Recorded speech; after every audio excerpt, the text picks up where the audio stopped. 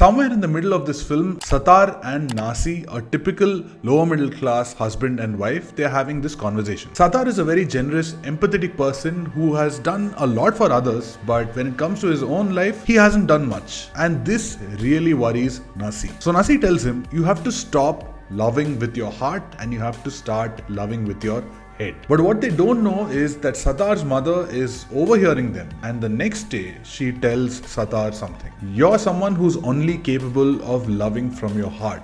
So just do that. These lines make sense for the soul of the film as well as our reaction as a movie-going audience, because Saudi Vellakka is an imperfect film. It's this latest uncut gem from Malayalam cinema which has its flaws, but if you approach it with your heart instead of your head, you'll find kindness, you'll find warmth and a whole lot of soul. The Saudi we are talking about here is not Saudi Arabia, but a small locality called Saudi in Ernakulam, which is in Kerala, and this is a locality which even some other locals from other parts of Ernakulam don't know about. This is the beauty of this world and a country like India, where in every other street which you have no idea about, there are millions of stories happening every single day. Abhilash is a Malayali techie working in Bangalore who's waiting for his visa to move to the Gulf. But one morning, out of nowhere, he gets this call and he's asked to come back to his hometown immediately as soon as possible, because there is this case that was started 10 years ago involving him because of a tiny incident. And how this tiny incident shapes the lives of this small group of people over this period of time, and how it also reveals the inefficiency of our Indian justice system, is the core of Saudi Vellakka. Like I said, the film has its own set of flaws, so let's get them out of the way first. The first flaw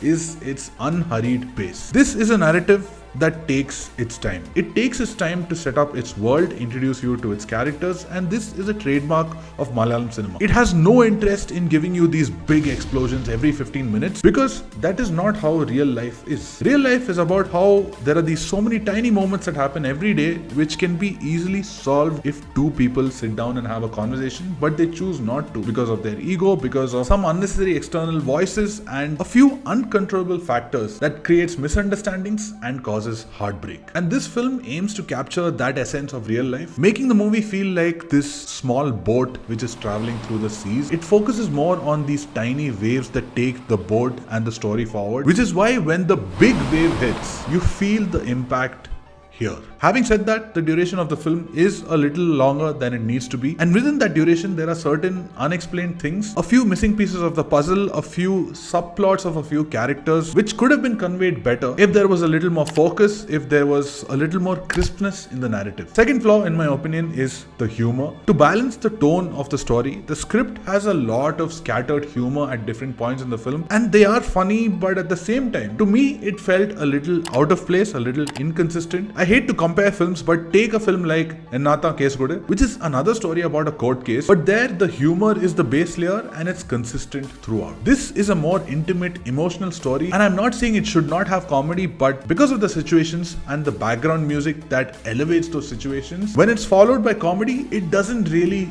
gel. As far as I know, these are the only two flaws, but here's what really works: the world and its characters. Over the last couple of weeks, I've been experimenting something on myself. I deleted Instagram and Twitter from my phone, and I only check it on the desktop for anything work related, but I did this because I wanted to reduce my distractions and hopefully increase my productivity. And thankfully all of this has happened, and I've also experienced an unexpected side effect. I'm in a better, more optimistic mood. For a long time I felt like Twitter was the real world, it was a mirror of the real world, and since there's a lot of negativity there, my general optimism kept reducing. But when I deleted it from my phone, I pay more attention to the real world and the people in this real world, and it made me realize that the world is not all that bad. Of course, there are a lot of bad events, incidents that happen all over the world, but in general, most people just want to live their life without being disturbed, and most people generally want to be kind. And I felt that with the characters of Saudi Vellakka, who are going through so many problems in their own life, but they still want to do the right thing for other people. Whether it's an auto driver driving away without asking for money, or a random neighbor who comes up to one of the main characters and asks him for help if he needs any. All of this leaves you with some hope for the world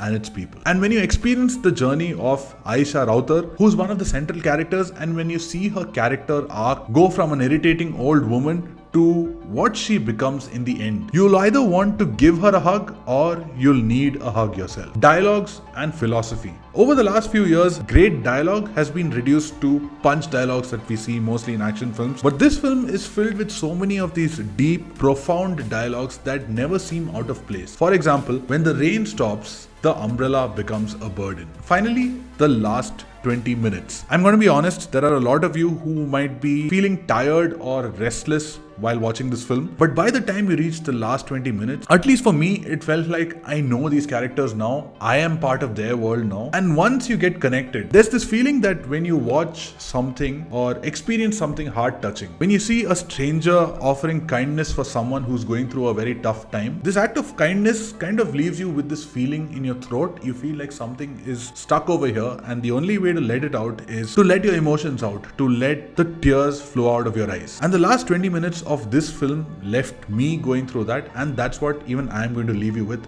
So go watch Saudi Vellakka on Sony LIV. If you give it a bit of patience and a bit of your heart, it'll give you back so much more. That's it for today's video. Thank you so much for watching, and I'll see you next Friday.